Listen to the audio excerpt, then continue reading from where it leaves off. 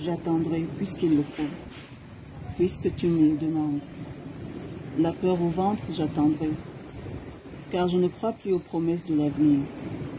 Tu l'as bien vu, le temps qui passe ne nous appartient pas. Un battement de cils, à peine une absence. Et ta famille s'écroule, tes amis meurent. Le sol se dérobe sous tes pieds. Ta vie s'effrite entre tes doigts, sans que tu ne puisses rien changer. J'attendrai quand je voudrais ne jamais te quitter des yeux, te garder près de moi. J'attendrai quand je voudrais veiller sur ton sommeil et m'assurer à chaque minute, à chaque seconde, des battements de ton cœur. J'attendrai quand je voudrais nous garder sous cloche pour nous protéger de la furie du monde. J'attendrai, car ce n'est pas le regard qui crée la beauté. La beauté est la beauté. En cela, elle attire le regard. Tu es la beauté, et moi le regard ébloui, foudroyé. J'attendrai, mais je voudrais te dire que nous ne serons plus jamais aussi libres, aussi forts, qu'en cet instant fragile et souverain. Que ce qui n'est pas aujourd'hui est perdu pour toujours, car la folie guette et la mort rôde. Que c'est maintenant, là, toutes affaires cessantes, qu'il faudrait s'aimer.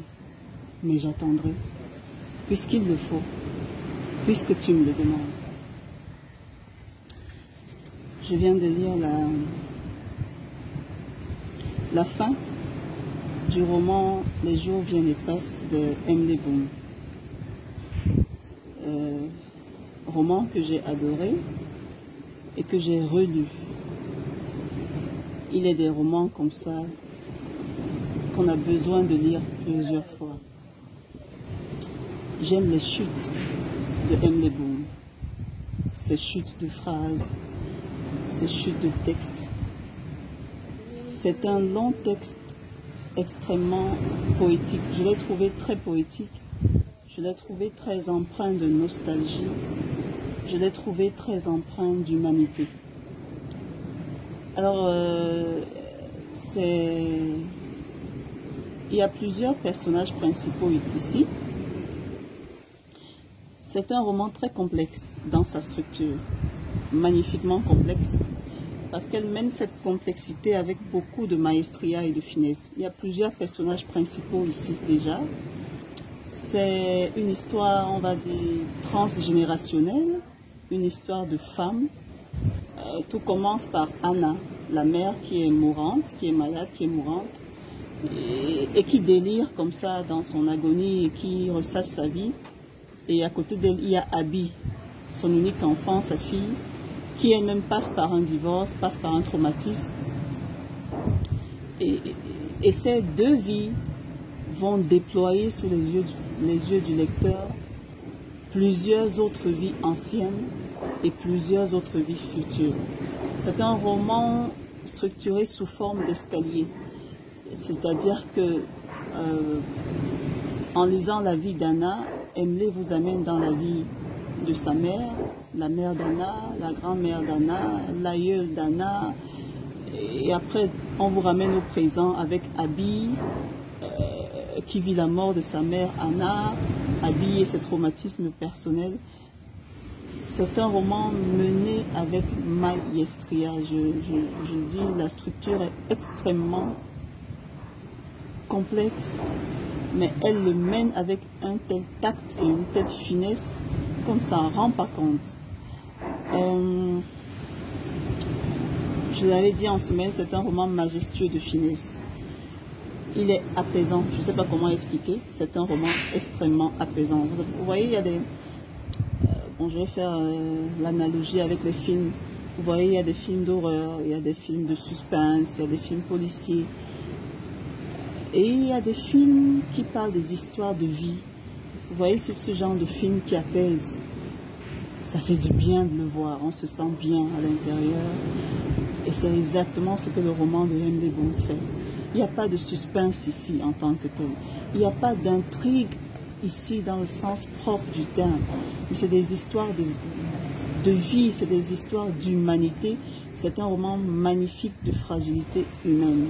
C'est un roman apaisant. J'ai adoré. Ce qui m'a frappé ici, c'est que les vies de ces femmes touchent un peu à tout, avec beaucoup de légèreté. Les vies de ces femmes touchent au tribalisme au Cameroun. Les vies de ces femmes touchent au lourd passé colonial. Les vies de ces femmes touchent au traumatisme propre des parents. Les vies de ces femmes touchent au choc entre les traditions et la religion chrétienne que le colon leur a imposée. Les vies de ces femmes touchent à la difficulté d'être mère, au traumatisme qui vont de génération en génération. Les vies de ces femmes touchent à tout. Et c'est magnifique, magnifique de justesse, magnifique de tact, magnifique de dépouillement. L'écriture de Emily ici n'a aucune fanfaronnade, elle est en toute simplicité. Elle est démaquillée en toute simplicité. Il n'y a pas de suspense en tant que tel, il n'y a pas d'intrigue forte en tant que tel, mais elle réussit à vous captiver de la première à la dernière page. Et là, en cela, Emily, c'est un monstre. Oui, c'est un monstre de la littérature camerounaise. C'est mon premier Emily Boom. Et là, je suis sans voix. Je suis scotché, je suis sans voix. La structure est impeccable. Magnifique, magnifique livre. Dans ce roman, à travers la vie de ces femmes, on remonte le temps avec elles, on remonte le temps l'air de rien et on le redescend un sourire aux lèvres. C'est un roman magnifique d'humanité.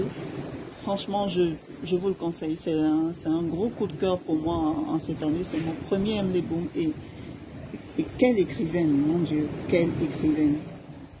Voilà. Les jours viennent et passent. Voilà. J'ai voulu vous le faire près des vagues qui viennent et passent aussi. Magnifique, magnifique roman. Bonne nuit.